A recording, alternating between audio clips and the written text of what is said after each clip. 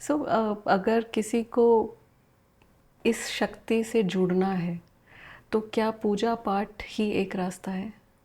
अपने अपने तरीके से बहुत देख चुके हैं। ये सब देखने के बाद उन सभी के बड़े बड़े लोगों का ये अनुभव है, जैसे हम इंग्लिश में बोलते हैं बेस्ट प्रैक्टिसेस, वो सभी एकत्रण हुआ है एक ही जगह, वही हमारे ग्रंथ है।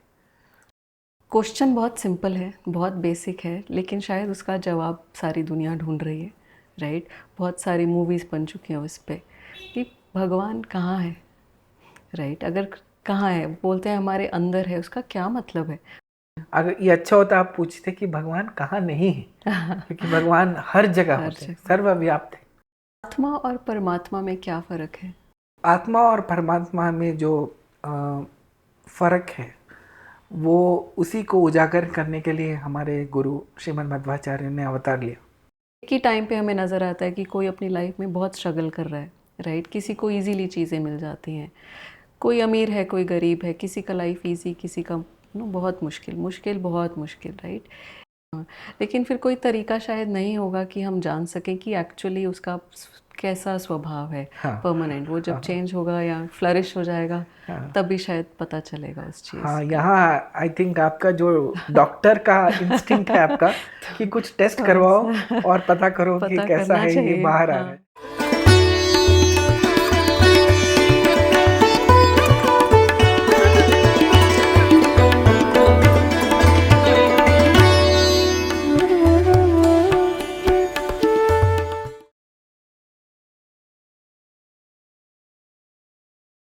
मेरे मन में बहुत सारे सवाल थे, जैसे सबके मन में होते हैं, बहुत सारे सवाल अपनी लाइफ को लेके, स्पिरिचुअलिटी को लेके, बहुत सारे सवाल। मुझे मौका मिला है आज अपने सवालों के जवाब ढूंढने का मिस्टर सुंदर मदाक्षरा से। ही is a chief marketing officer of a large IT company. He is an advisor to Prime Minister National Digital Innovation Council. Plus, he is also a founder of Ataha Madhvacharya for the Youth Foundation. नमस्ते, मेरा नाम है doctor Paramjot Kaur.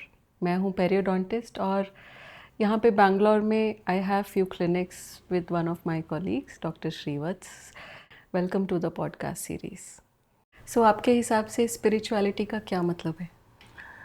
देखिए, ये एक जो हम आज प्रश्न सोच के बारे में सोच रहे हैं, ये बहुत ही एक तरह से बहुत ही गहरा प्रश्न है। Yes. स्पिरिचुअलिटी या आध्यात्मिकता जो है वो हमारे रग रग में है, ये शायद सभी जानते हैं एक तरह से। हाँ जी। लेकिन उसके बाद उसके बारे में एक तरह से परिचय लोगों का कम होता जा रहा है। बहुत कम, यस। तो आप अगर हम हमारे पूर्वजों को देखें, जैसे आपके माता पिता, उनके माता पिता, ऐसे, तो वो एक आध्यात्मिक जीवन और दूसरे जीवन में कोई वो जो अलग अलग बातें थी नहीं, वो एक ही बात थी, एक ही जीवन था। और जहाँ जहाँ कहीं लोग जाते थे, जो भी काम करते थे, वो एक आध्यात्मिक क्रिया ही होती थी।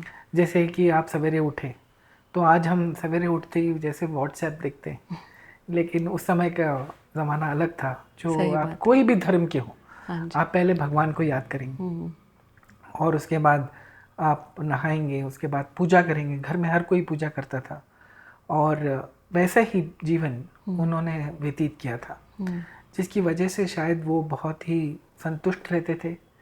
उनके उनके जीवन में जो अलग अलग तरह के जो हेल्थ प्रॉब्लम्स आज हम देख रहे हैं, उनमें वो दिख नहीं। आप स्वयं एक डॉक्टर हैं हाँ और आप जी। देखते हैं कि कैसे लोग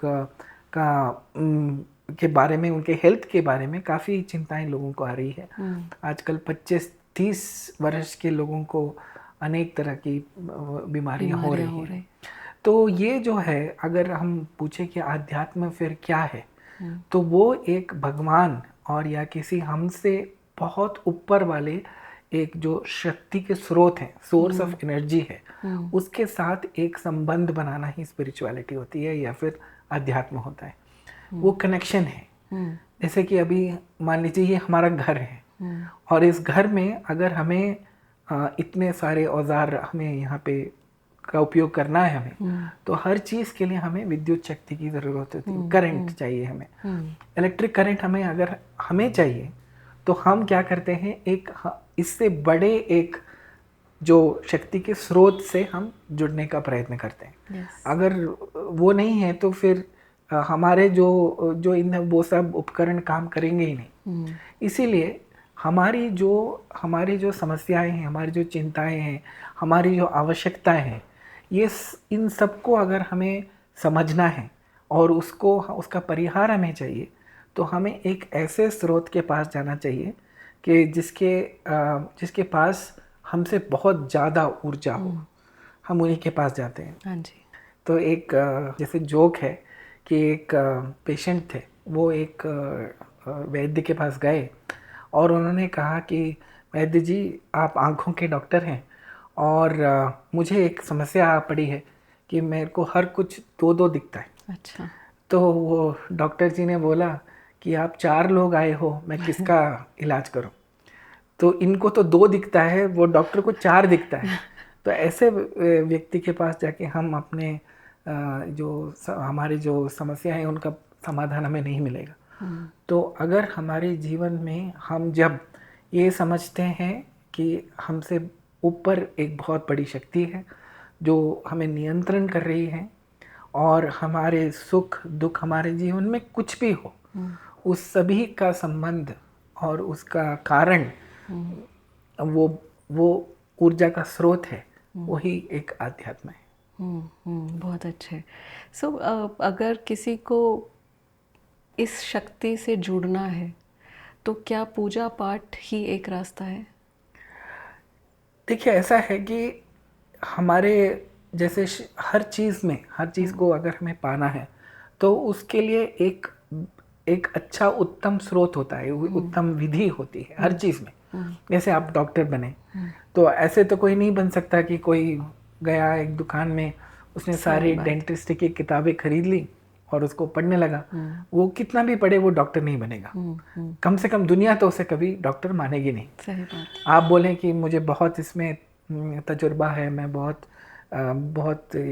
ही जो कॉम्प्लेक्स केसेस को मैं हैंडल कर चुकी हूँ, फिर भी आप डॉक्टर नहीं माने जाएंगे। तो इस तरह से ये जो है कि ये अब पूजा पाठ का जो मेथड है, ये विधान है, ये शास्त्रों में ही लिखा गया है। अच्छा। तो उसका जो ये है कि हमें भगवान के बारे में समझना है, भगवान की जो उपस्थिति है उसका अनुभव करना है, ये सब भी तो हमको शास्त्र से ही मिला है। अब जब हम बोलते हैं कि भगवान राम हैं, कृष्ण हैं, इनके बारे में हमें कैसे पता चला?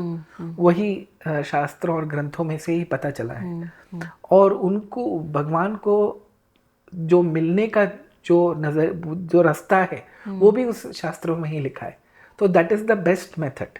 ओके। सो अन्य कई प्रकार से लोग अपने अपने तरीके से बहुत देख चुके हैं। ये सब देखने के बाद उन सभी के बड़े बड़े लोगों का ये अनुभव है, जैसे हम इंग्लिश में बोलते हैं बेस्ट प्रैक्टिसेस, वो सभी एकत्रण हुआ है एक ही जगह, वही हमारे ग्रंथ है।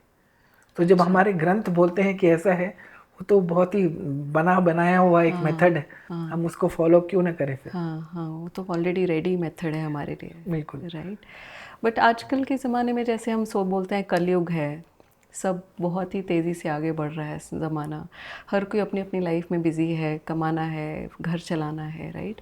उसमें आई थिंक वो खो देते हैं हम कि हमें कैसे हम स्पिरिचुअलिटी से जुड़ के रहें, या टाइम नहीं है या पता भी नहीं है कैसे करने हैं। ऐसा नहीं है कि हर एक के सिर पे माँ बाप रहते हैं, पता भी नहीं रहता है।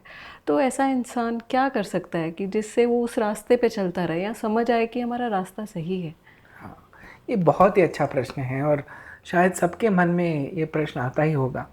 और हमने भी बार बार ये सुना है, हम घोर कलयुग है, घोर कलयुग है, इसमें कुछ काम नहीं करता। ये सभी धारणाएं गलत है। हमारे शास्त्रों में कहीं ये नहीं लिखा गया है कि कलयुग में साधना नहीं होती। अच्छा। इसके विपरीत है कि हर युग में अपना अपना साधना करने का अलग अलग जो प्रकार है। जैसे कुछ युग में ये कहा गया था कि आपको यज्ञ करना है और हजारों वर्ष लोगों ने तपस्या की है, हमने सुना है। हाँ जी। अभी 5 मिनट हमसे एक जगह पे बैठा नहीं जाता है। सही बात। तो कुछ लोग तो ऐसे बैठे थे कि उनके ऊपर एक पेड़ ही उग गया था, ऐसे बोलते हैं शास्त्रों में। तो उतने साल, 10,000 साल, 1 लाख साल, और जैसे बोलते हैं कि अभी देवकी और वसुदेव ने 4 युगों तक तपस्या की थी कृष्ण को अपना बच्चे की तरह पाने के लिए। 4 युग उन्होंने तपस्या की थी। ये हमारे सोच के बिल्कुल अभी बाहर है कि ये कैसे हो सकता है। इसीलिए भगवान ने क्या किया है कि अलग अलग युग में अलग अलग साधनाओं का मार्ग रखा है, और इस युग में, कलयुग में, भगवान को पाना बहुत ही सिंप्लीफाइड है, बहुत ही इसको सरलीकरण इसका किया गया है, ताकि कोई भी कर सके। क्यों? क्योंकि ये जो आपने जैसे बताया कि ये हमारे तरफ जो वातावरण है वो वातावरण इसके अनुकूल नहीं है, वो इसके प्रतिकूल है। जो अगर कोई आदमी बैठना चाहे तो पूजा पाठ में, तो उसको विचलित करने के लिए हमारे पास आज जितने साधन हैं वो पहले कभी नहीं थे, कभी भी नहीं थे, और कल को इससे भी ज़्यादा होंगे। हम पहले बोलते थे कि टेलीविज़न है, आज मोबाइल फ़ोन है, तो लोग अलग अलग कारणों से विचलित हैं, लेकिन विचलित तो हैं सब। तो ये बढ़ने वाला है, ये और भी बढ़ने वाला है। तो ये तरीका, इससे क्या होता है कि कलयुग में साधना करने के लिए हमें एक स्पेशल जो बोलते हैं वो एक साधना का मार्ग है, और वही है भगवान के नाम का उच्चारण और स्मरण, हरि नाम स्मरण जिसको कहते हैं। उसमें हमारे शास्त्रों में स्पष्ट लिखा है कि कलयुग में भगवान का नाम का उच्चारण करना, उस पर ध्यान देना, उनकी कथाओं को सुनना, और जितना हम समझते हैं वो दूसरों को भी बताना, इससे बड़ा कोई साधना नहीं है।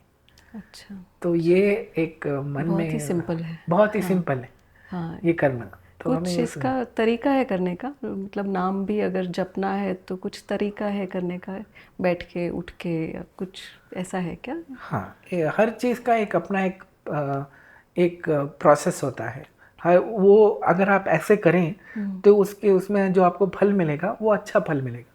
जैसे आप जिम में जाते हो, आप कुछ एक्सरसाइज करने का प्रयत्न करते हो, वहाँ पे जो ट्रेनर होता है वो बोलता है नहीं ऐसे मत कीजिए, ऐसे करेंगे तो आपको अच्छा इफेक्ट मिलेगा, अगर आप ऐसे नहीं करेंगे तो शायद आपको चोट भी पहुँच सकती है, ऐसे बोलते हैं।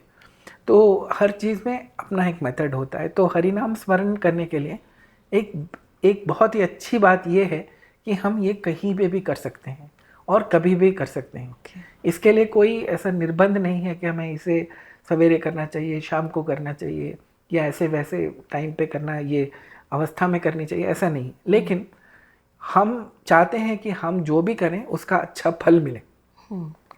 तो किसी भी चीज़ में ध्यान करने के लिए अगर आप सवेरे जल्दी उठ के इसकी साधना करें तो इसका फल अच्छा मिलता है।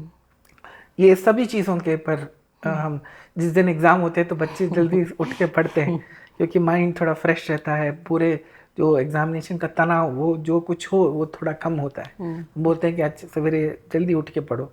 तो हर चीज़ के लिए सवेरे का समय बेटर होता है। और ये नहाने के बाद कुछ खाने के पहले स्मरण करने से इसका फल ज़्यादा होता है, क्योंकि जैसे ही हमारे पेट में थोड़ा खाना जाता है तो हमें एक तरह से नींद की तरह आने का चांसेस है, थोड़ा मंद हो जाता है, थोड़ा डल हो जाता है, उसको एकाग्रता लाने में थोड़ी मुश्किल होती है। तो ये बहुत ही बेस्ट समय है। और एक किसी ज्ञानी, एक पंडित जी से इसका मंत्र का अगर आप एक उपदेश लेके उसको चालू करने की प्रथा है कि वो आपको देखेंगे, आपको अच्छी तरह से समझाएंगे और उसका उच्चारण वो बार बार करते आए हैं, तो वो इंश्योर करेंगे कि आप भी उसका उच्चारण ठीक तरह से करें, और आपको ये करने से आपको बहुत अच्छे फल मिलेंगे ज़रूर। अच्छा, वेरी नाइस। मेरा नेक्स्ट क्वेश्चन बहुत सिंपल है, बहुत बेसिक है, लेकिन शायद उसका जवाब सारी दुनिया ढूंढ रही है, राइट? बहुत सारी मूवीज़ बन चुकी हैं उस पर कि भगवान कहाँ है, राइट? अगर कहाँ है, बोलते हैं हमारे अंदर है, उसका क्या मतलब है?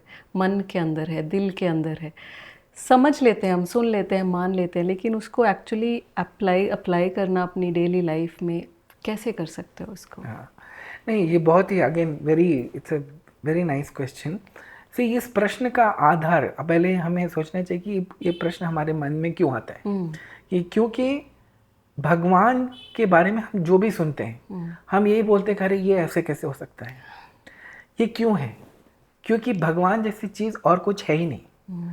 एक तो ये, दूसरी बात ये है कि हम भगवान के जैसे एक और चीज़ हमने देखी नहीं है, और उसकी तुलना हम किसी और चीज़ से कर नहीं सकते। सही बात है ना? तो अभी देखिए, अभी मान लीजिए कि आप किसी कारणवश आपने समुंदर देखा ही नहीं और आपने बस नदी देखी, तो आपके माता पिता आपको समझाते होंगे जब आप बच्चे थे कि समुंदर ना एक बड़ी नदी होती है। हाँ। है ना? तो उसको हम मल्टीप्लाई करके बता सकते हैं। लेकिन भगवान के बारे में जो है, ये हम उसको एग्जाम्पल देके समझ नहीं सकते। क्योंकि वो सभी चीज़ों से परे है भगवान। तो जब हम बोलते हैं कि भगवान इतने छोटे होके हम में कैसे रह सकते हैं, क्योंकि हमें लगता है कि जब कोई भी चीज़ है वो बड़ी होनी चाहिए, वो हम मेरे आंखों से दिखनी चाहिए, तभी वो सच बात है। तो इसके लिए हमें सोचना पड़ेगा कि हम क्या हर चीज़ को देख के ही मानते हैं। जैसे कि आप हैं, मैं हूँ। अभी मनुष्य तो चंद्रमा में भी गया है, लेकिन हमने तो देखा नहीं चंद्रमा में गए हुए। तो अभी हम बोलें कि मनुष्य तो चंद्रमा में नहीं गया क्योंकि हमने नहीं देखा, तो हम बोलते हैं कि देखो जो गए हैं उन्होंने हमें बताया है कि वो गए हैं, और उन पर हमें विश्वास है। तो हमारे ग्रंथों में जो लिखा है वो ऋषियों का, बड़े बड़े लोगों का अनुभव है, और आज भी लोग अनुभव कर रहे हैं। तो ये एक है कि वो ही अनुभव कर सकते हैं जिनके पास वो भगवान के साथ वो संबंध, वो कनेक्शन है। बाकी सबको थोड़ा थोड़ा थोड़ा अपने अपने हिसाब से समझ में आता है। लेकिन जो इसको ये संबंध ज़्यादा करते हैं, दृढ़ करते हैं, और वो उनको भगवान पूरी तरीके से समझ में आते हैं। तो जब बोलते हैं कि भगवान कहाँ है, अगर ये अच्छा होता आप पूछते कि भगवान कहाँ नहीं है, क्योंकि भगवान हर जगह होते हैं, सर्वव्याप्त है। और हम उनका एक जो स्पेशल या विशेष अवतार है वो हमारे दिल में होता है। उसको दहरा आकाश बोलते हैं। दहरा आकाश, आकाश यानी कि यहाँ पे स्पेस जैसे बोलते हैं। उसको बोलते हैं आकाश। आकाश माने ये जो नभ है वो नहीं, ये आकाश माने स्पेस। तो एक बहुत ही छोटी सी एक जगह होती है हमारे दिल में, विद इन द हार्ट, एक पिन के जितना, उतनी जगह में भगवान अपना एक विशेष रूप हमारे लिए, पर्सनलाइज जिसको कहते हैं, ये हमारे लिए विशेष बना हुआ एक रूप है, उसको वहाँ पे रहते हैं। तो भगवान कहाँ रहते हैं? हर जगह रहते हैं। उनकी व्याप्ति हमें हर जगह महसूस होती है, लेकिन हमारे मन में एक विशेष रूप हमारे लिए भगवान ने बनाया है। तो ये जो विशेष रूप है, इसी की आराधना करने के लिए हमें तो कहीं नहीं जाना है, कुछ नहीं करना है। भगवान का नाम लो, यहीं पे बैठो, यही तीर्थ क्षेत्र है, हमारा घर ही गंगा तट है, और भगवान को कोई मंदिर में ना खोजें, हमारे अंदर ही खोजें, और ऐसे एक शुद्ध मन से जब भगवान को हम बुलाते हैं तो वो ज़रूर आएंगे, इसमें कोई संदेह नहीं। बट जैसे हमने बचपन से ही सुना रहता है, राइट, मंदिर जाएंगे, ये मन्नत पूरी हो जाएगी। सारी दुनिया की आज नया साल है, बर्थडे है, हमें मंदिर जाना है हर जगह, राइट। तो फिर अगर भगवान हर जगह है तो फिर मंदिर का स्पेशल सिग्निफिकेंस कुछ अलग है क्या? हाँ, तो ये बहुत ही एक प्रथा है हमारे यहाँ की मंदिर जाना है। हाँ, खासकर जब कोई कुछ विशेष हो रहा हो, जैसे आपने बताया। देखिए, हम भी बोल सकते हैं, अब देखिए पूरी हर जगह पे हवा है। अब अगर ऐसा है तो हम वो हवा को लेके अपने टायर में क्यों फिल करें? हर जगह हवा है तो वो अपने आप वो, तो उस हवा जब टायर में भरते हैं हम लोग, वो हवा कंसंट्रेशन एनर्जी के साथ आता है ना, हम प्रेशर के साथ उसमें देते हैं, तभी वो टायर बनता है। तो भगवान हर जगह व्याप्त है, लेकिन इसमें दो समस्याएं। एक तो ये है कि हमें वो दिखते नहीं है, हर जगह पे दिखते नहीं। तो एक सामान्य व्यक्ति को भगवान की जो व्याप्ति अगर हर जगह है, ये मानना मुश्किल है। और वो अगर हम उस साधना के लेवल पे पहुंचे तो हमें दिखेंगे। जो भगवान, जो देवता है, वो भगवान को अलग अलग नजरिए से देखते हैं। वो जहाँ देखेंगे उनको भगवान वहीं दिखते हैं। अब देखिए यहाँ पे जैसे स्टूडियो में अनंत रूप में भगवान है, हमें वो सब नहीं दिखाई देते। तो मैं अगर आपसे अभी पूछूं कि कृष्ण भगवान कहाँ है, अब बोलेंगे यहाँ है, इधर क्योंकि ये हमारे पीछे है, फोटो है, लेकिन आपने यहाँ ये क्यों नहीं बोला कि यहाँ है? यहाँ पे भी है, लेकिन हमको दिखाई नहीं दे रहा है। तो मंदिर में क्या होता है, एक आध्यात्मिक वातावरण होता है जहाँ पे भगवान का जो हम सन्निधान बोलते हैं, प्रेजेंस, वो ज़्यादा होता है, क्योंकि वहाँ पे अनेक तरह के पाठ प्रवचन, हर रोज़ भगवान को भोग चढ़ाया जाता है, अनेक सेवाएं होती हैं। बड़े बड़े ऋषि मुनियों के टाइम से बहुत सारे ऐसे मंदिर है जो तब से है, वो जैसे मथुरा हो गया या फिर अयोध्या हो गया, ये तो इनका उल्लेख, काशी, ऐसे जगहों पे बहुत 4 युगों से इसके बारे में बोला जा रहा है। तो बड़े बड़े लोगों ने वहाँ पे पूजा की है और भगवान ने स्वयं बोला है कि ये मेरा एक विशेष स्थान है। तो ऐसे जगहों पे ये सन्निधान हम उसका अनुभव ज़्यादा कर सकते हैं।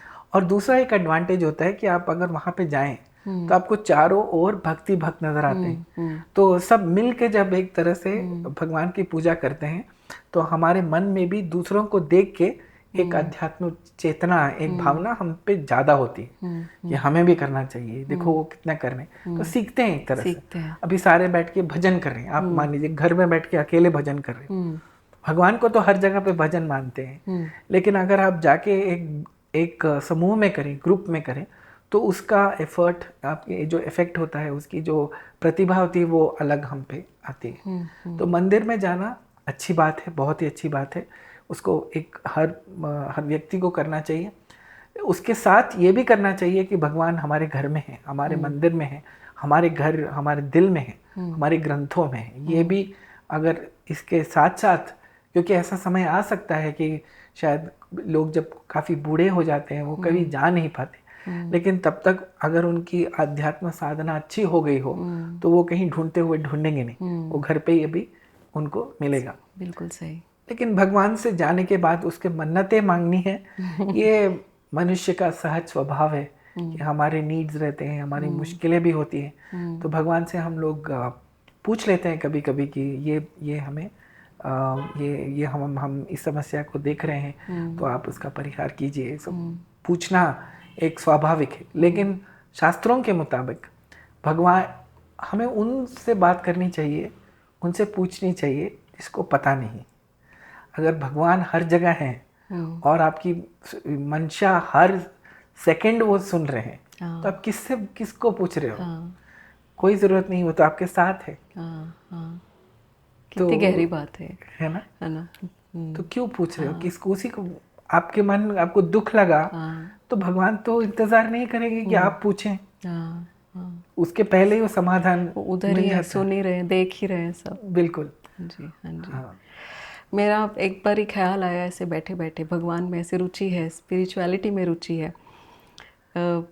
मेरा परिवार सिख परिवार है, लाइक गुरु ग्रंथ साहिब को फॉलो करते आए हैं। तो उसको जितना समझ आया, ऐसा नहीं है कि हमने पूरा पढ़ा है, उसको जितना समझ आया कि भगवान से आप बेस्ट चीज़ क्या मांग सकते हो। भगवान से कभी भगवान को मांग के देखो, आपकी सारी इच्छाएं खत्म हो जाएंगी, ऐसा होता है, right? My mom used to से।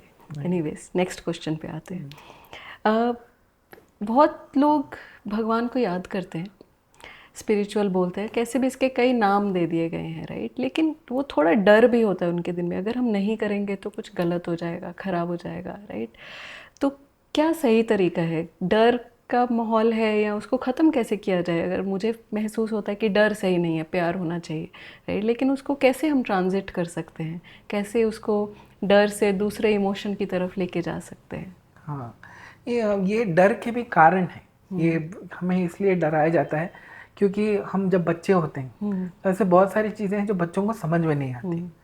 तो हम क्या करते हैं, उनको बोलते हैं कि देखो तुम स्कूल नहीं जाओगे तो कल को अच्छी नौकरी नहीं मिलेगी, आपको भूखा रहना पड़ेगा। या उससे भी छोटे बच्चे हैं तो बोलेंगे कि आप स्कूल नहीं जाओगे तो आपको चॉकलेट नहीं मिलेगी। तो एक तरह से डर से ही हम लोग चीज़ों को समझाते हैं कभी कभी। ये सही तरीका नहीं है, क्योंकि आप बच्चे को एक तरह से उसकी मानसिकता ऐसे बढ़ा रहे हैं जी कि वो डर से ही काम करेगा। कल को वो ये काम नहीं करेगा कि मुझे होमवर्क करना है, होमवर्क में इतना अच्छा लगता है, मुझे पढ़ाई अच्छी लगती है। वो ये करेगा कि कल मैं स्कूल को जाऊंगा और मुझे डांट पड़ेगी। तो ये माहौल ठीक नहीं है, क्योंकि भगवान के बारे में खास के ये एक गलत धारणा हम लोग कर देते हैं कि भगवान ऐसा आदमी है जो हर समय हमें दंड देने के लिए तैयार है। आपको सवेरे उठ के ये पूजा पाठ करनी चाहिए, नहीं तो आपको दंड मिलता है, आपको पाप आ जाएगा। ये एक भगवान ने तो ये तो किसी ग्रंथ में नहीं लिखा है कि ऐसा है। भगवान के साथ जो उनको प्यार बढ़ाना है, जिसको हम कहते हैं कि बेस्ट फ्रेंड, ऐसे अगर हम सोचें तो वो प्यार उसके साथ में वो भक्ति के में वो कन्वर्ट होता है as a period of time. उसको भगवान के बारे में अच्छी अच्छी चीज़ें बताएं कि कैसे वो आपको मदद करता है। ऐसे करना चाहिए कि भगवान का जो स्टेटस है वो एकदम बेस्ट फ्रेंड जैसा रहे, बेस्ट फ्रेंड जैसा रहे, और ऐसे ही करें। और उसके साथ उनको बताना चाहिए कि देखो आप अपने बेस्ट फ्रेंड के साथ बात करने के लिए एक मेथड यूज करते हो, एक प्रक्रिया होती है उसकी, वैसी ही प्रक्रिया है ये श्लोक पढ़ना, ये पूजा पाठ करना। और जिस दिन उनका मन ना हो आप उनको फोर्स मत कीजिए, क्योंकि वो एक मन में एक धारणा बन जाती है, वो इंतजार करते रहते हैं। बहुत से ऐसे हम लोग देखते हैं, परिवार ऐसे हैं जो अपने बच्चों को बहुत ही फोर्स करते हैं इसके ऊपर, और जैसे ही वो एक उम्र जो उनकी क्रॉस हो जाती है वो बोलते हैं कि मुझे कुछ नहीं चाहिए, मैं इसके ऊपर मैं करूँगा ही नहीं। इसके बजाय ये आप ऐसा करें। और दूसरी बात है कि बच्चों को बिठा के भगवान के बारे में जो कहानियाँ होती हैं, वो कहानियों का असर बच्चों के ऊपर बहुत पड़ता है। एक समय में था जब घर में टीवी भी तो होता नहीं था, लेकिन बच्चों को हम ये अध्यात्म की कथाएं बताते रहते थे, उसका परिणाम बहुत ज़्यादा होता है। अच्छा। ये कथाओं का अभी भी हमको वो हमारी दो नानी दादी नाना जी उन्होंने जो कथाएं बताई थी वो हमें सब याद है। हाँ, है ना। हाँ। वो उसके बाद कितने लोग कितने मूवीज देख चुके हैं हम लोग, किसी की कथा याद नहीं रहती, क्योंकि हमारा मन एकदम वो जब हम छोटे हैं तो अब्जॉर्ब करने के लिए बहुत ही ओपन रहता है। और कथा में एक और भी बात है ना कि मान लीजिए कि किसी ने आधा घंटा बात किया, उस कथा में आपने बीच में 2-3 चीज़ें भूल भी गए, फिर से आप उस कथा को सुनने के लिए आपका मन उत्सुक होता है कि अब नानी से बोलते नहीं मुझे वही दोबारा से, हाँ, वही से। तो ये किसी और चीज़ के बारे में सुनने के बजाय आप क्यों नहीं बच्चों को अध्यात्म की कथाएं बताते हैं, तो उसको पता चल जाएगा कि छोटे उम्र में कि मेरा ये जो दिखते हैं ये 10 फ्रेंड मेरे हैं स्कूल में, इसके अलावा एक फ्रेंड है दिखता नहीं है लेकिन मेरे साथ हर समय है। इतना वो सीख गया उस उम्र में तो बहुत हो गया, पूरी लाइफ साथ में रहेगा। हाँ। तो आजकल के बच्चे तो बहुत ही I would say fast pace पे चल रहे हैं, टीनेजर्स या उसके बाद वाली जनरेशन, अर्ली 20s। जहाँ तक मैंने अपने प्रोफेशन में देखा है कि वो teenagers they are only very stressed, इतना स्ट्रेस्ड रहते हैं कि दुखी रहते हैं, या पेरेंट्स से अनबन रहती है, कुछ ना कुछ डिफरेंसेस रहते हैं, राइट। उस बच्चे में उस एज में अगर हमें इंट्रोड्यूस करना है ये थॉट, तो इसका कोई सही तरीका है क्या? हाँ, ये तो एक चीज़ है कि टीनेज में विशेषता ये ऐसे होता है कि उनके ऊपर कुछ थोपा नहीं जाना चाहिए। उनको हर चीज़ को एक वैज्ञानिक तरीके से, साइंटिफिक मेथड, उसमें सीखने का बहुत उत्सुकता रहती है, क्योंकि वो पढ़ रहे होते हैं साइंस, तो उसमें उनको सिखाया जाता है क्लास में कि आपने जैसे ऐसे बोला तो इसका कैसे, इसका प्रूफ क्या है, आपको दिखाया जाता है कि यहाँ पे है। तो इस तरह से उसको हर चीज़ को एक वैज्ञानिक तरीके से उनको बताना इम्पोर्टेंट है। जैसे कि आप भगवान के बारे में बोल रहे हो तो बोलते भगवान मुझे नहीं दिखाई दे रहा है, तो ऐसे उनको बताना चाहिए ऐसे बहुत सारी चीज़ें हैं जो आपको दिखती नहीं है लेकिन उसका अनुभव आपको होता है। जैसे अभी आप बैठे हुए हो तो आपको हवा तो किसी को आज तक हवा नहीं दिखी, लेकिन हवा है ये सब जानते हैं, है ना। तो गर्मी का मौसम है अगर तो वहाँ पे हवा नहीं है तो इमीडिएटली आपको पता चल जाएगी। वैसे ही ठंड का मौसम है तो आपको कहीं से भी एक छोटी सी खिड़की खुली है तो आपको पता चल जाएगा। आप तो नॉर्थ के हो तो आपके पंजाब में तो इतनी ठंड पड़ती है तो उसका अनुभव होता है। चाय में अगर शक्कर तो किसी ने नहीं देखी आज तक चाय में, लेकिन मीठी है तो उसमें शक्कर है, अगर नहीं है तो उसमें शक्कर नहीं है। तो बहुत सी सारी चीज़ें जिसका अनुभव हम कर सकते हैं। अब भगवान का के बारे में उनको अनुभव के बारे में बताना चाहिए और बोलना चाहिए कि अगर आप जैसे कि एक स्मॉल प्रेयर भी करो, ठीक है, आपको एक श्लोक नहीं आता है तो आप हिंदी में ही बोलो। भगवान को तो हिंदी भी आती है, ऐसा नहीं तो संस्कृत में पढ़े, सब आता है सब आते हैं ना। तो उसे ऐसे ही पढ़ने के लिए बोलिए। और 2-3 चीज़ों को जब वो बोलते रहते हैं 1 हफ्ता 2 हफ्ता, तो धीरे धीरे धीरे उनका वो कनेक्शन बढ़ता जाता है एक अपने आप में। अगर आप हर चीज़ में आप इंटरफेयर करोगे तो वो नहीं होगा। तो आप, और पेरेंट्स को ये भी करना चाहिए कि उनको खुद को भगवान को मानना चाहिए। और ये आप एक्सपेक्ट नहीं कर सकते कि आप कुछ कर नहीं रहे हो, लेकिन बच्चों से आप ये उम्मीद रखो कि वो करें। वो तो ठीक, बच्चे तो पेरेंट्स को ही फॉलो करते हैं most of the times, right. अगला सवाल, आत्मा और परमात्मा में क्या फ़र्क है? आत्मा और परमात्मा में जो फ़र्क है वो उसी को उजागर करने के लिए हमारे गुरु श्रीमद् मध्वाचार्य ने अवतार लिया। क्योंकि हर जगह पे ऐसे लग रहा है कि काफ़ी लोगों ने इन्हें समान समझा है। कुछ लोगों ने ऐसे समझा है कि उनमें कुछ अलग शायद फ़र्क हो, लेकिन जैसे जैसे आत्मा या जीवात्मा जिसे हम कहते हैं, वो जैसे ही अपना साधना करता रहता है, जैसे ही वो उसका जो आध्यात्मिक प्रगति उसकी जो होती है, उसके साथ साथ वो परमात्मा बन जाता है। एक्चुअली हुआ ये है कि परमात्मा ही है और जीवात्मा जो है उसका एक तरह से उसमें कुछ दोष आ गया परमात्मा ने, उसी की वजह से जीवात्मा या आत्मा का सृजन हुआ है। ये एक धारणा थी। लेकिन श्रीमद् मध्वाचार्य ने इसको देखा और ये बात कही कि ये हो ही नहीं सकता है, क्योंकि ना तो ये हमारा अनुभव है, या हमें प्रत्यक्ष रूप से हमें दिखाई नहीं देता है, या और किसी शास्त्र ग्रंथ में ऐसा लिखा ही नहीं। ये सब एक तरह से हमने जैसे शास्त्रों को समझा है उसमें एक क्या बोलते हैं उसको, एक तरह से विकृति आ गई है। इसको देखते देखते इसकी विकृति हो गई है, जिसकी वजह से हम इन दोनों को समान समझे। परमात्मा भगवान है, परब्रह्म जिसे कहते हैं भगवान है। वो श्रीमन नारायण बोल सकते हैं, विष्णु बोल सकते हैं, कृष्णा बोल सकते हैं, वो परमात्मा है। और बाकी सब जो है वो सब जीव है, या जीवात्मा या आत्मा बोल सकते हैं। तो भगवान परमात्मा है और बाकी सब जो है वो आत्मा है। अभी इन दोनों के बेस में कॉमन क्या है ये देखते हैं, और ये क्यों ऐसे लग रहा है कि ये दोनों एक ही है। तो ये कॉमन यही है कि दोनों नित्य हैं बोलते हैं। नित्य का मतलब ये है कि वो सदा काल से है, अनादिकाल से हैं और अनादिकाल तक रहेंगे। ये इन दोनों में कॉमन फैक्टर है। और दूसरी बात ये है कि हम बोलते हैं कि परमात्मा स्वयं प्रकाश है और आत्मा भी स्वयं प्रकाश है। जो हमारे अंदर जो आत्मा है उसको स्व प्रकाश बोलते हैं, उसकी अपनी एक ऊर्जा, अपनी एक प्रकाश होती है।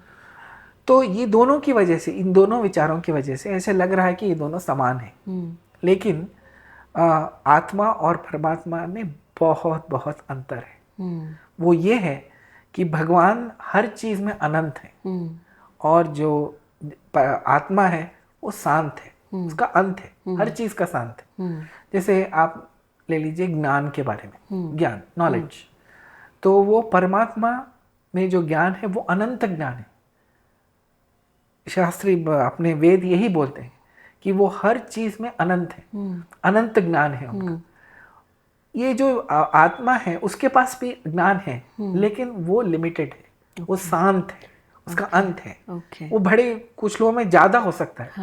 जैसे कि हम लोग जानते हैं कि बहुत सारे ज्ञानी हैं, ऋषि हैं, मुनि हैं, पंडित हैं, वो उनमें ज्ञान बाकी लोगों से ज्यादा है, लेकिन अनंत नहीं है।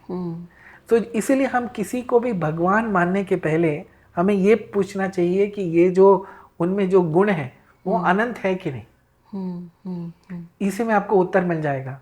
जैसे हम सुनते हैं ना कि काफी लोग ऐसे बोलते हैं कि वो खुद भगवान है। हाँ जी, हाँ तो उससे प्रश्न हमें पूछना चाहिए, तो कृष्ण भगवान जब थे उनके जीवन में तो दुख का कहीं उल्लेख है ही नहीं। राम है, उनके मन में कोई दुख कभी आया ही नहीं। लेकिन यहाँ पे जो है लोग हैं, क्या है वो ऐसे हैं कि वो उनको कभी दुख हुआ ही नहीं। ये एक बहुत ये जो है डिफरेंस इन दोनों में। और ये जो है कि हमने बोला दोनों नित्य हैं, ये सदा काल से हैं, लेकिन भगवान शाश्वत है, जीव शाश्वत नहीं है। अभी इसका क्या, इन दोनों में क्या फर्क आया कि भगवान जब बोलते हैं कि वो शाश्वत है, वो समय के साथ वो बढ़ते भी नहीं, समय के साथ वो घटते भी नहीं। वो एक समंदर की तरह है। आप देखिए समंदर को, देखिए समंदर में कितनी नदी आती हैं। अगर नदी में बाढ़ आए तो समंदर में कहाँ बाढ़ आता है? वो तो एकदम अपने तरीके से रहता है। उसका एक तरह से फैलाव पड़ता है चंद्रमा को के स्थिति को देख के। लेकिन ये पानी आया, कुछ 10 लोगों ने एक्स्ट्रा उसमें नहा लिया, या उसमें कुछ किसी कंट्री ने, किसी देश ने बहुत सारा कुछ उसमें डंप कर दिया, किसी कारण से भी उसका फैलाव बढ़ता नहीं पड़ता है। उसकी गहराई अपनी गहराई होती है भगवान। तो ये जो है, ये भगवान और आत्मा में बहुत बड़ा डिफरेंस है। दोनों नित्य हैं, लेकिन जो जीव है, जो अपना आत्मा है, वो उसका वो शरीर के साथ वो बढ़ता है, उसकी ज्ञान की वृद्धि होती है, कम होता है कभी कभी, और अपने उसका एक अपना स्वरूप होता है। कि जैसे आपने उसको सात्विक बोला या राजस बोला या तामसिक, उसके नेचर होती है। लेकिन ये तीनों गुणों के प्रकार हैं, उससे अतीत हैं परमात्मा। वो उनके ऐसे गुण नहीं है, प्राकृत गुण नहीं, वो अप्राकृत गुण है। वो गुण जैसे उनका शरीर है, उनका भी शरीर है, हमारा भी शरीर है। हमारा शरीर तो पंच भौतिक है, 5 भूतों से बना हुआ है, लेकिन उनका शरीर अप्राकृत है, जो ज्ञान और आनंद से बना हुआ अलग सा शरीर है। इसीलिए वो कभी बढ़ता भी नहीं, कभी घटता भी नहीं। उसके ऊपर उनकी मृत्यु, जैसे बोलते हैं कि भगवान की मृत्यु हो गई, ऐसा कुछ नहीं। वो अवतार अपना खत्म करके दूसरे अवतार में चले जाते हैं बस। जैसे एक हमने ड्रेस पहनी है तो हम उतार के चले जाते हैं, दूसरा नया ड्रेस पहन, ऐसे ही उनका। तो आत्मा और परमात्मा में जितना डिफरेंसेस आप सोच सकते हो उतना डिफरेंस है दोनों। तो जीवात्मा जैसे जैसे उसका ज्ञान बढ़ते जाता है एक लाइफ में, राइट, तो कर्म का क्या इफेक्ट है उस पर? जैसे हम डेली बोलते हैं कि कर्म अच्छे होने चाहिए, या कर्म उसके बुरे थे, राइट, ऐसा बोलते हैं, उसका क्या असर होता है? कैसे इस चीज़ को हम मान सकते हैं कि उससे उसका ज्ञान पे असर पड़ रहा है या उसकी प्रोग्रेस पे असर पड़ रहा है? क्या क्या इफेक्ट रहता है उसका? हाँ, तो जैसे आप मान लीजिए कि हमारा जो जीवन है वो 2 पहियों पे चल रहा है, एक कर्म है और दूसरा है ज्ञान। तो ये हम जो कर्म करते जाते रहते हैं, उसका असर हमारे ज्ञान पे पड़ता जाता है। इसीलिए हमारे शास्त्रों में स्पष्ट लिखा है कि जैसे ही भगवान के बारे में हम ज्ञान भी प्राप्त करते हैं, उसके साथ उस आदमी को, उस व्यक्ति को जो जो कर्म उसका आचरण उसे करना चाहिए वो उसे ज़रूर करना चाहिए। कर्म के बिना आपको ज्ञान नहीं मिलेगा, और ज्ञान के बिना आपका जो कर्म है वो व्यर्थ जाएगा। क्योंकि हमें चाहिए, हमें साधना करने की ज़रूरत है ज्ञान की, दैट इज़ द पर्पस।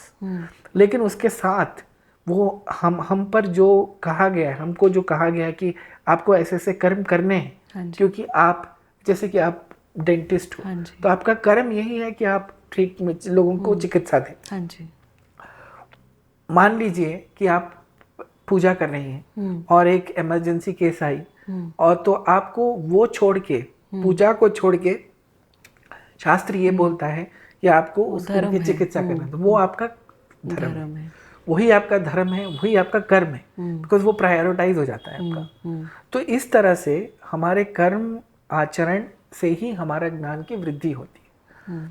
अभी इस कर्म आचरण में एक और बात भी है कि हम कैसा खाना खाते हैं, कैसे हम सोचते हैं, हम कैसे पूजा पाठ करते हैं, वो स्नान है, सबका एक अपना विधि होता है। तो हम जैसे ये करते जाते हैं, तो ये इसको और कर्म और शुद्धिकरण, हमारे अंतःकरण का शुद्धि होती है, वो कर्माचरण से होती है।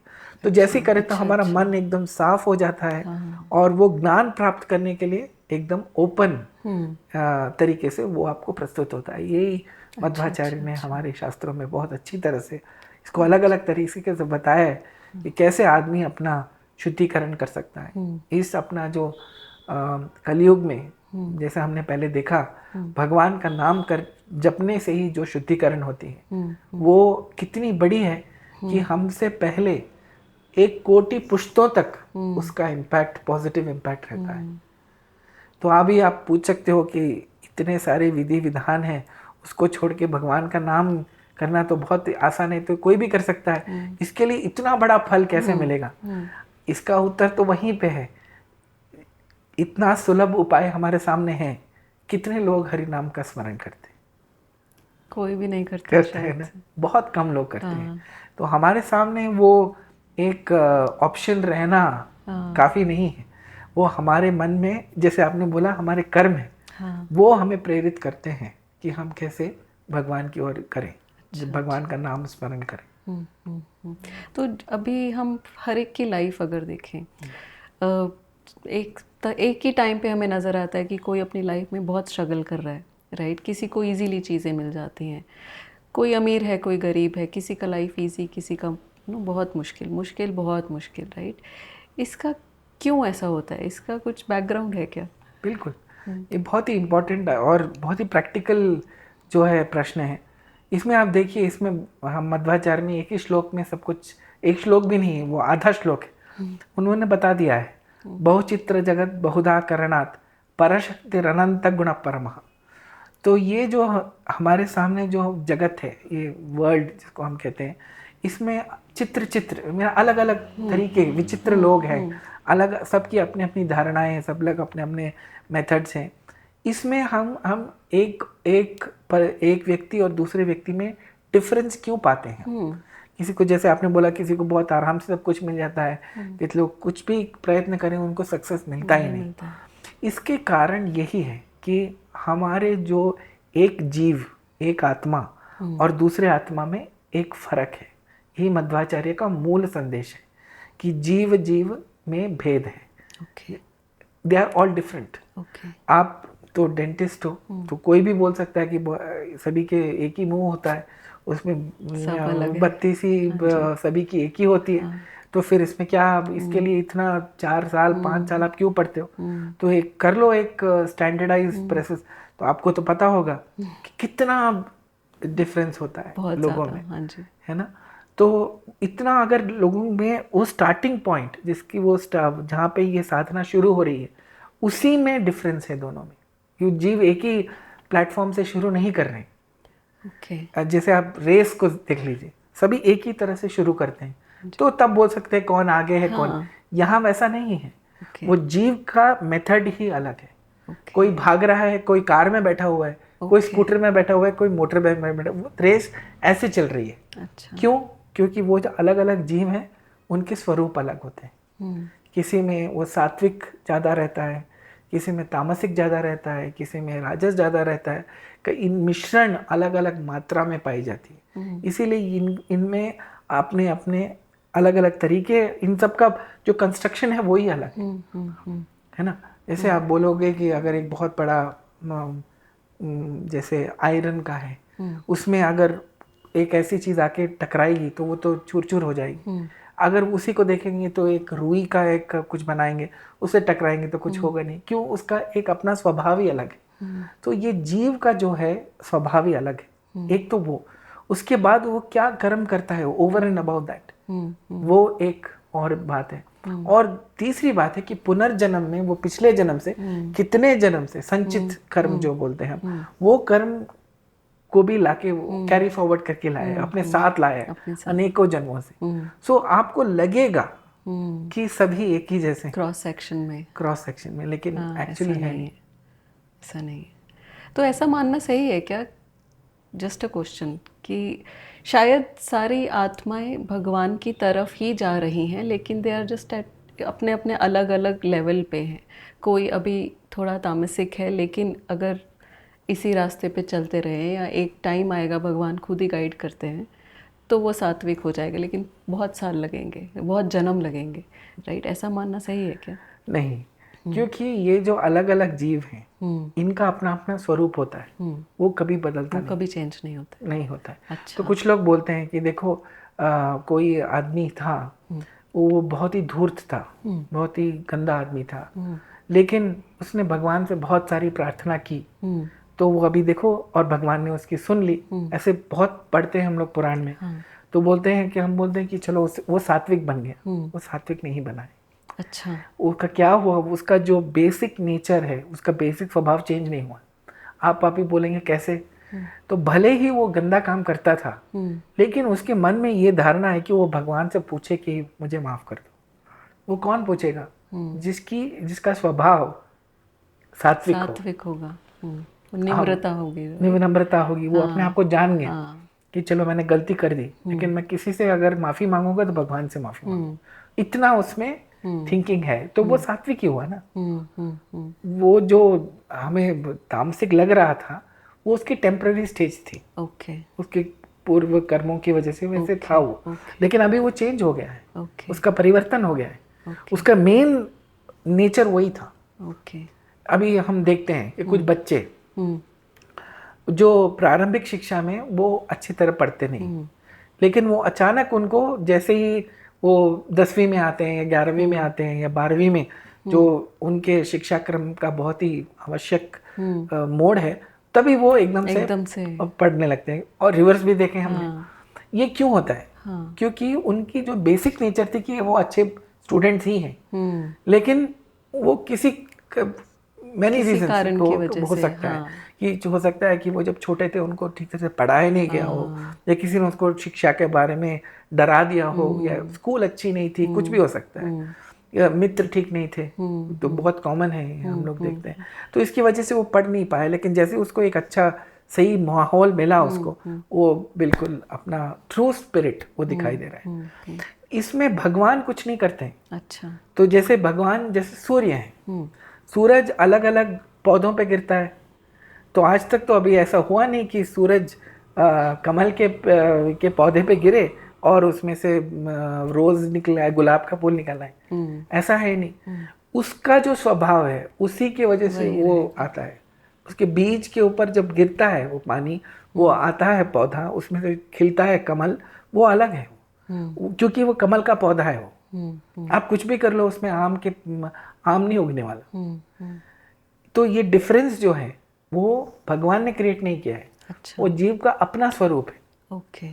ओके। अब लाइट गिरती है अलग अलग पत्थरों में, तो जो ये रेड है वो तो रेड ही चमकेगा। लाइट तो वाइट ही है, लेकिन वो तो कुछ रेड होता है, कुछ ग्रीन होता है, तो ऐसे ही। हाँ, लेकिन फिर कोई तरीका शायद नहीं होगा कि हम जान सकें कि एक्चुअली उसका कैसा स्वभाव है। परमानेंट वो जब चेंज होगा या फ्लरिश हो जाएगा, तभी शायद पता चलेगा उस चीज़। हाँ, यहाँ आई थिंक आपका जो डॉक्टर का इंस्टिंक्ट है आपका कि कुछ टेस्ट करवाओ और पता करो कि कैसा है, ये बाहर आ रहा है। नहीं, ये बिल्कुल सही है ये। लेकिन इसका कोई ऐसा टेस्ट है नहीं। जो उसकी प्रवृत्ति है वो देख के हम बता सकते हैं कि वो कैसा है। वो कुछ लोग होते हैं कि बहुत ही प्रतिकूल वातावरण में भी वो अपनी सात्विकता रखते हैं। वो ऐसे हम आज भी हमारे आंखों से ऐसे लोगों को देखते हैं कि कुछ ऐसे परिवार में पैदा हुए हैं जहाँ पे कोई अध्यात्म की का नामो निशान नहीं, लेकिन वो खुद अपना एक उनकी जो उनके स्वभाव की वजह से वो जहाँ जहाँ उनको छोटा छोटा रास्ता मिल जाता है वो वहीं से क्लाइंब करके चले जाते हैं। और भगवान तो वेट कर रहे हैं कि कब ऐसे भक्त आए उनके पास, तो वो भी उनको एक पॉजिटिव रिस्पॉन्स ही मिलता है। तो मेरा मानना है कि इसके बारे में हमें ज़्यादा सोचना नहीं चाहिए, क्योंकि वो डायग्नोसिस हमें पता नहीं चलेगा। हमारे इस जन्म के बारे में ही हमें पता नहीं, एक हफ्ता पहले हमने क्या किया इसकी अनुभूति नहीं है। हाँ जी। कोई बोल सकता है कि नहीं, मैं जो रोज होता है मैं डायरी में लिखता हूँ, वो करने के बाद भी ऐसी बहुत सारी चीजें हो जाती हैं जिसका इम्पैक्ट आपको खुद को पता नहीं रहता है। आपने अचानक कुछ, हम भी बोलते हैं पता नहीं मैंने ऐसे क्या कर्म कर दिया जिसकी वजह से देखो इतना अच्छा घर मिल गया, या हमें देखो इतनी अच्छी शिक्षा मिल गई। तो ये एक डायग्नोसिस करना नहीं, ये पॉसिबल नहीं। अच्छा। लेकिन वो तो शास्त्रों ने क्या कहा है कि अगर आप सात्विक हो तो ऐसे करो, तामसिक हो तो ऐसे करो, और कोई आपकी मिश्र जो प्रक्रिया ऐसे करो नहीं बोला है। शास्त्रों ने बोला है कि आपको यही करना चाहिए, भगवान की पूजा करनी चाहिए, भगवान के बारे में जानना चाहिए। हर किसी को यही बोला है। तो टीचर जब क्लास में सिखाती हैं तो वो ये नहीं बोलेगी कि जो टॉपर है तो ये पढ़ेगा, अगर आपको ये समझ में नहीं आया तो आप कुंजी पढ़ लो या ऐसे कुछ कर लो, ये नहीं बोलती। वो एक ही तरह से पढ़ाते हैं। तो शास्त्रों का ये मानना है कि ये हमें ऐसे करें, तो हमें इसके बारे में सोचना नहीं चाहिए। हमें जितना हो सके, जितना हमसे हो पाता है और प्रयत्न पूर्वक बोलते हैं, इसके लिए हमें श्रम की ज़रूरत होती है। अब बोलते हैं कि चलो हमको थोड़ा मोटापा कम करना है तो हम जिम चलते हैं, तो आसान बात नहीं है। हमारे बच्चों को देखिए, सवेरे 7 बजे घर से निकलना पड़ता है, आते 5 बजे 6 बजे, कितना पढ़ के आते हैं, कितना परिश्रम करते हैं। उसके साथ ये आधा घंटा, पौना घंटा, 10 मिनट ही सही एक आध्यात्म की ओर वो अगर वो स्टेप्स लेना शुरू करें और हम बोलें कि देखो बेटा कुछ भी हो जाए कल जीवन में, तुम्हारा लाइफ तो और भी बिजी होने वाला है, व्यस्त होने वाला है, लेकिन ये 10 मिनट जैसे तुम अपने बेस्ट फ्रेंड के साथ बात करने के लिए आते हो, उससे भी बड़ा एक बेस्ट फ्रेंड है और वो भगवान है। उसके साथ आप 10 मिनट बात कर लो, आदत बन जानी चाहिए, आदत बन जानी, बस सोने के पहले कोई कभी भी तो कर लो कि बस उसको थैंक्स बोलो। सवेरे से आज लिस्ट लिखो कि भगवान ने आपको क्या क्या दिया, आप उठे हो, वही भगवान के आशीर्वाद है। हर ये ज़रूरी नहीं कि हर कोई जो सोता है वो उठे, कितने देखते हैं हम। और बाहर इतनी दुर्घटनाएं होती रहती हैं, इतनी चीज़ें हमारे प्रतिकूल जाती है, लेकिन भगवान ने कितना हमारे साथ हमारा हाथ थामा है, जिसकी वजह से आज हम दिन के अंत तक ये इतने बोलने के लिए तो सक्षम हैं कि भगवान धन्यवाद आपका। इतना करें तो बहुत हो जाएगा। काफ़ी हो जाएगा। तो एक ऑल्सो कॉन्सेप्ट है एक्सेप्टेंस का, कि जैसे आपने बोला कि ज़्यादा सोचना नहीं चाहिए, इसको ज़्यादा डायग्नोस नहीं करना चाहिए, राइट। वहाँ पे समझ आता है कि हमें एक्सेप्ट कर लेना चाहिए, एक विश्वास से, एक मन से एक्सेप्ट कर लेना चाहिए। बहुत लोगों की लाइफ में शायद दुखी टाइम भी आता है, समय आता है, जिसमें इस चीज़ को मानना मुश्किल है कि हम कैसे इसको एक्सेप्ट कर लें। अगर भगवान है, हमसे प्यार करते हैं, तो ये समय क्यों, राइट। उसका हम कैसे जवाब दे सकते हैं? देखिए, वो शास्त्रों के ज्ञान से ये सब पता चलता है कि हम जिस दुनिया में रह रहे हैं उसमें सुख और दुख ये आते रहेंगे, ये कभी ख़त्म नहीं होने वाले। क्यों? इस दुनिया का नेचर ही है। भले ही किसी के लाइफ में ज़्यादा दुख आता है, दुख सुख आता है, भी उसके ऊपर निर्भर है। एक और चीज़ हम भगवान से मान सकते हैं कि जो सुख और जो भी आ रहा है उसको सहने की शक्ति हमें दे, शक्ति मिल जाए। जैसे आपको तो अनुभव होगा, दांत में अगर कोई टच भी कर दे, जब उसको दर्द होता है तो कितना वो तिलमिला उठता है, बहुत पीड़ा होती है, बहुत पीड़ा होती है ना। तो इसमें अगर किसी ने एनेस्थीसिया दे दिया तो उसको आप दांत ही निकाल देते हो, उसको कुछ पता भी नहीं चलता है। तो एक अध्यात्म जो है उस ये लाइफ के सुख और दुख का एनेस्थीसिया है। तो आप जब, जैसे कि आप कहीं एक जगह पे जा रहे हो, वहाँ पे बहुत गर्मी है, अगर आपको पहले से पता होगा, आप जैसे उतरते हो तो आप मानो कि आप स्वेटर पहन के आए, तो सभी आपसे यही पूछेंगे, अरे आप तो उधर जाने वाले थे, आपने वेदर नहीं देखा वहाँ का। तो आपसे पूछेंगे, तो वो लोग एकदम तैयार होके आए हैं, वो काला चश्मा, वो हैट वगैरह लेके आए कि उनको पता है। तो इस दुनिया में हमें प्रवेश करना है, इस जीवन को हमें एक व्यतीत करना है सफलता के लिए, तो हमको इसके बारे में जानना होगा कि इस जगत में मैं जा रहा हूँ उसका नेचर क्या है। तो उसमें यही पता चलेगा आपको कि ये ऐसे ही है, ये सडनली सरप्राइज नहीं आई, ये अचानक सुख अचानक दुख नहीं, इट्स ऑल प्लान्ड। उसका आना जाना सब कुछ तय है। तो जैसे ही आप वहाँ पे जाते हो तो आपको ये पता नहीं चलता है, अब एकदम जागरूकता से जा रहे हो कि यहाँ पे ठंड पड़ेगी तो मुझे स्वेटर पहनना है, यहाँ पे गर्मी पड़ेगी तो मुझे उसके हिसाब से तैयार होके जाना है। इसीलिए ये जगत में मैं जा रहा हूँ तो यहाँ पे सुख भी आएगा, यहाँ पे दुख भी आएगा। ना तो सुख परमानेंट है ना दुख परमानेंट है। ये जगत जो है हमारे सामने वही परमानेंट नहीं है, तो इसमें चेंज होता रहेगा। लेकिन जे बहुचित्र जगत बहुधा कारणात् परशक्ति अनंत गुण परमा, जो भी हो जाए वो जो भगवान है वो अनंत है, वो हमें देख रहा है और वो मेरा बेस्ट फ्रेंड है। विष्णु और मैं परमा सुहृद बोलते हैं, ये याद रखना, बस ये रखें तो आपका नॉर्थ स्टार जीपीएस में आप जा रहे हो, जीपीएस में आप क्या करते हो, आपको जहाँ जाना है वहाँ पर आप उसका एड्रेस फर्स्ट डाल देते हो। तो वो आध्यात्मिक जो जीपीएस है उसमें आप क्या डालोगे, श्री कृष्ण डालोगे। तो कुछ भी हो जाए, वहाँ पे ट्रैफिक कम है वो पहले ही दिखा देता है कि देखो यहाँ पे रेड है, यहाँ पे ऑरेंज है, यहाँ पे घूम घाम के जाना पड़ेगा, रास्ता सही है। और सबसे ज्यादा जो हमारा एंड गोल है दैट इज फिक्स्ड। तो आप ऐसे करोगे तो आपका रास्ता भटकने का चांस ही नहीं। एकदम परफेक्ट। तो आज अगर आपको कोई मैसेज देना हो, अभी आजकल बहुत कुछ हो रहा है बाहर दुनिया में, रिसेंटली बहुत ही दुखदायक कि पहलगाम अटैक हुआ है, हमारे बहुत हिंदू परिवार जो पता नहीं कितना दुख सह रहे हैं इस टाइम पे, अगर उनको कुछ मैसेज देना हो कि वो थोड़ा सहम जाएं, थोड़ा सा उनको आहार मिले, थोड़ा सा उनको विश्वास आए लाइफ में, भगवान में, फिर से वो अपने पैरों पे वापस आ सके, तो आप क्या बोलना चाहेंगे? देखिए, जो हुआ है उसको तो बहुत ही दुखदाई है। इसको ये सभी को ये हजम करना बहुत ही मुश्किल है। और ख़ासकर मेरे लिए, क्योंकि मेरे पिताजी भारतीय वायुसेना में थे और हमने खुद ने हमारे आंखों के सामने हमारे सैनिकों को बहुत मरते दिखाया। वी वर वेरी अनफॉर्चुनेट मैं बोलूँगा, क्योंकि हमारे समय में कुछ शायद ज़्यादा ही ऐसे हुआ था घटनाएं।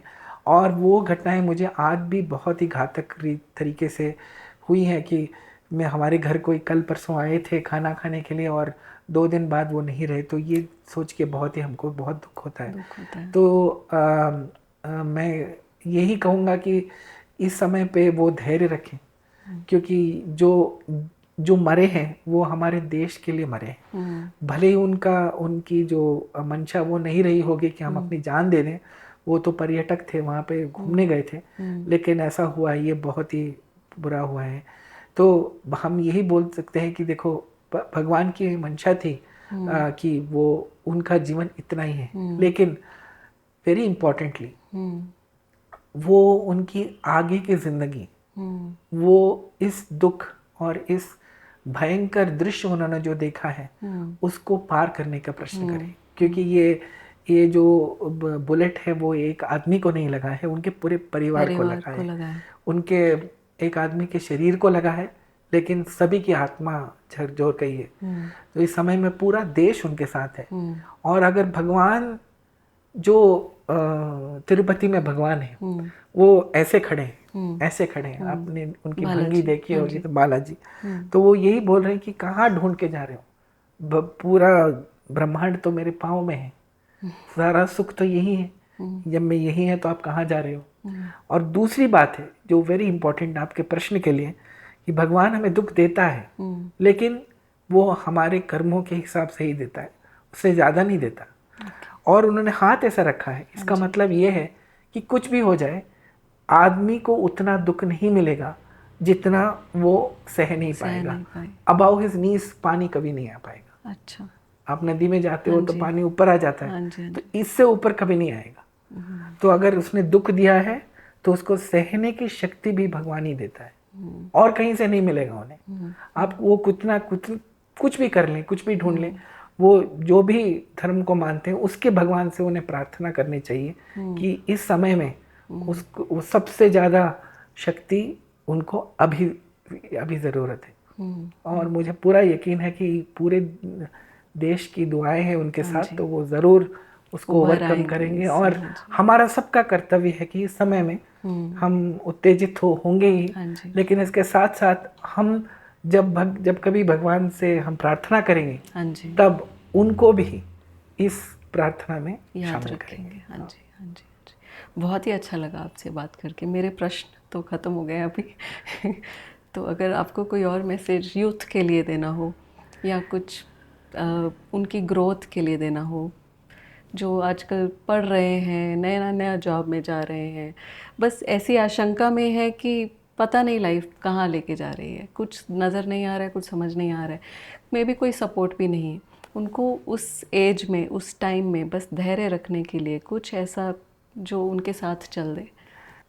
ऐसे खासकर नव युवकों से यही मैं बोलूँगा कि हम जहाँ पे भी जाएं, हमको ये डर रहता है कि हमारे अपने वाले नहीं हैं हमारे साथ, लेकिन भगवान तो हमारे साथ हर समय है।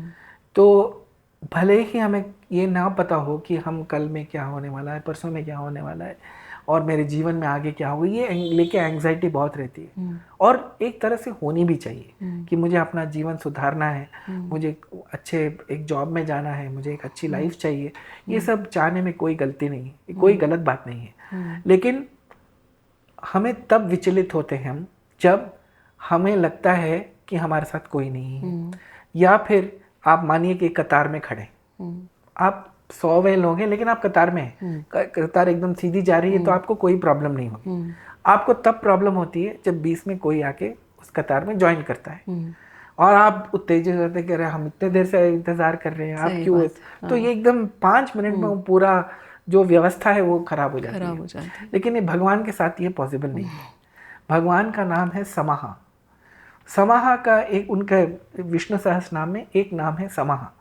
समाहा का मतलब ये है कि भगवान बहुत ही एक जस्ट पर्सन है। He is a very just person, he is very fair.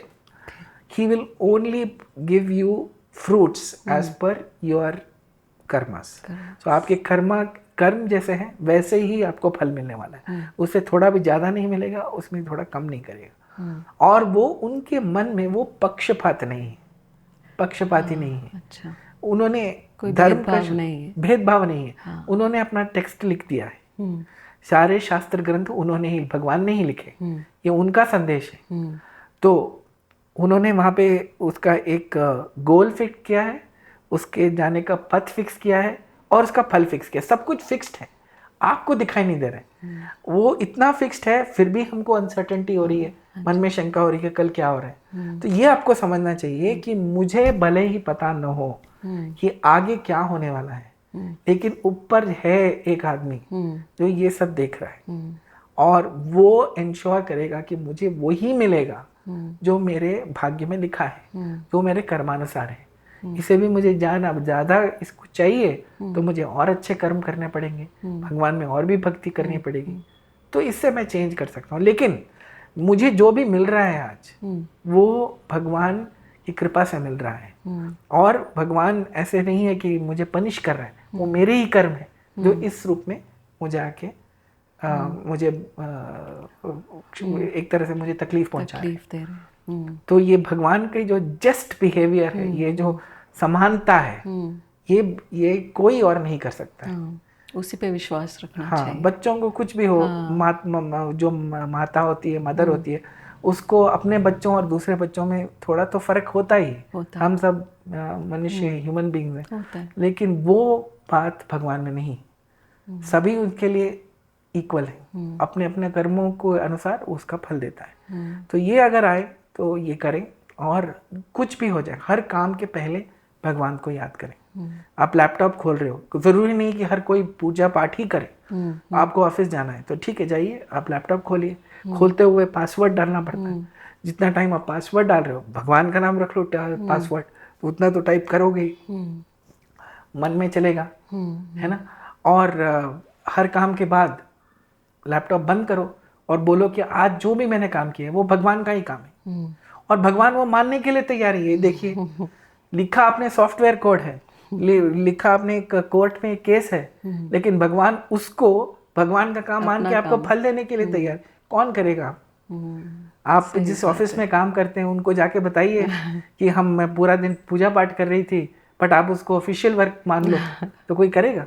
ये भगवान की महानता है कि देखो, इसने वही स्पिरिट से काम किया है, पूजा पाठ के जैसे ही उसने काम किया है, तो मैं उसको पूजा पाठ का ही फल दूंगा।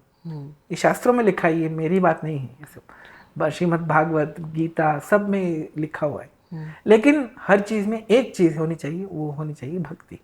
भगवान के ऊपर एक स्नेह, एक फ्रेंडशिप, लव जो बोलते हैं, of the highest order, that has to be there. He will recognise it. So आपसे तो मैंने बहुत कुछ सीखा है आज। शायद ये क्वेश्चन जैसे जैसे हम बात कर रहे थे वैसे वैसे आ रहे थे, तो बहुत सीखने को मिला है। आई होप कि जो लोग सुनेंगे उनको भी बहुत मदद मिलेगी इससे। So thank you so much, thank you for your time today. I am very happy, I would be happy to ask you even more questions maybe next time. Sure. Thank you so much. Thank you.